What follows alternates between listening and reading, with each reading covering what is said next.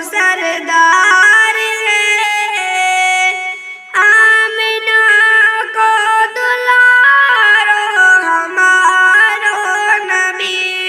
शेखुल हिंद रहमतुल्लाह अलैह बहुत बड़े आलिम दीन बने और ऐसे आलिम बने, इनसे एक शख्स ने कहा कि मौल साहब आप बहुत बड़े मौल साहब हो, लेकिन आपने कोई किताब ना लिखी। जैसे आपकी चर्चा है सारी दुनिया में, आप पूरे हिंदुस्तान के शेख हैं, बल्कि बैरून ममालिक तक आपको दुनिया जानती है, आपने कोई ऐसी किताब तो नहीं लिखी।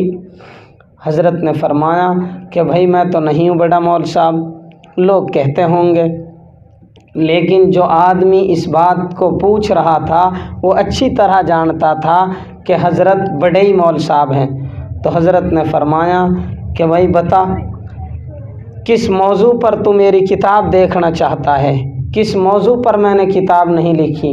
फरमाया कि हज़रत किसी मौजू पर भी आपकी किताब नहीं है, न फ़िक़ा पर, न हदीस पर, न तसव्वुफ़ पर, न तबलीग पर, न सियासत पर।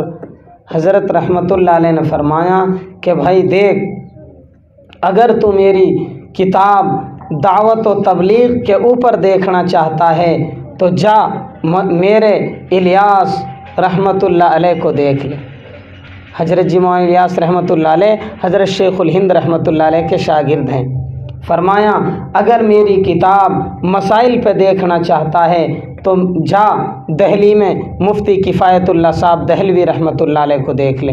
ये हिंदुस्तान के सबसे बड़े मुफ्ती गुज़रे हैं जिन्होंने तालीमुल इस्लाम लिखी है, और इनकी एक किताब और है फ़तवा की किफ़ायतुल मुफ्ती, वो भी इनकी है, बहुत बड़े मुफ्ती। फिर फरमाया अगर मेरी हदीस पर किताब देखना चाहता है तो जाओ मेरे अल्लामा अनवर शाह कश्मीरी रहमतुल्लाह अलैह को देख लो।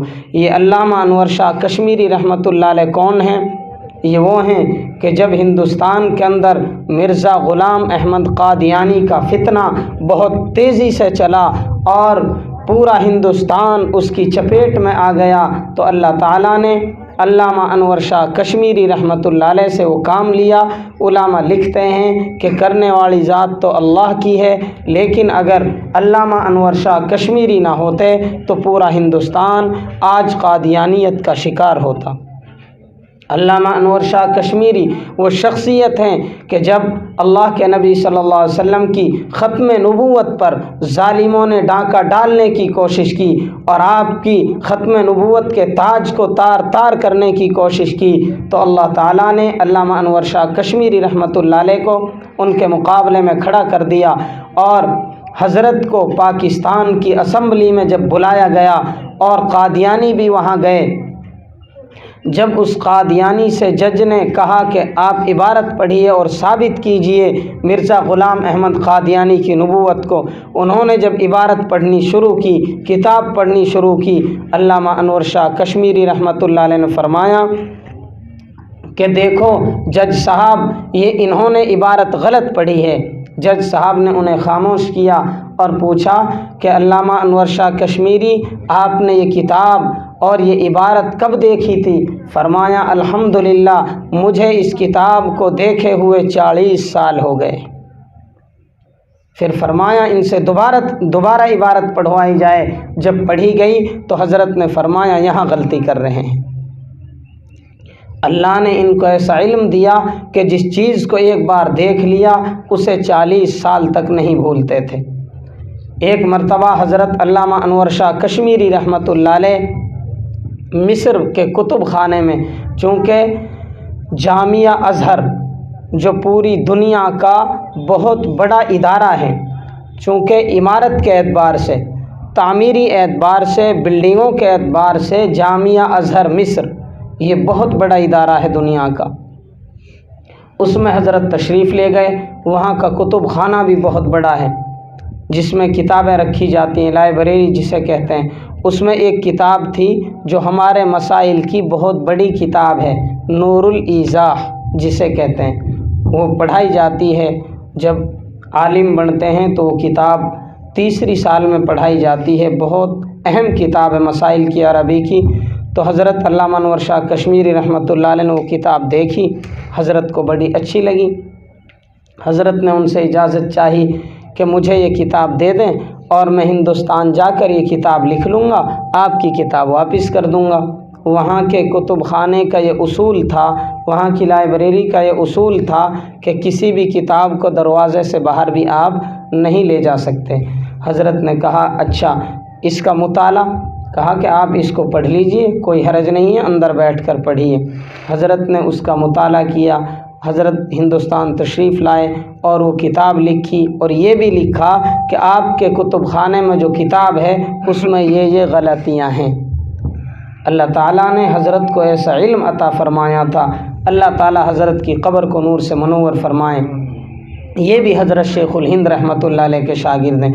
پھر حضرت شیخ الہند رحمۃ اللہ علیہ نے فرمایا اگر میری سیاست پر تو کتاب دیکھنا چاہتا ہے تو جاؤ میرے حسین احمد مدنی کو دیکھ لو۔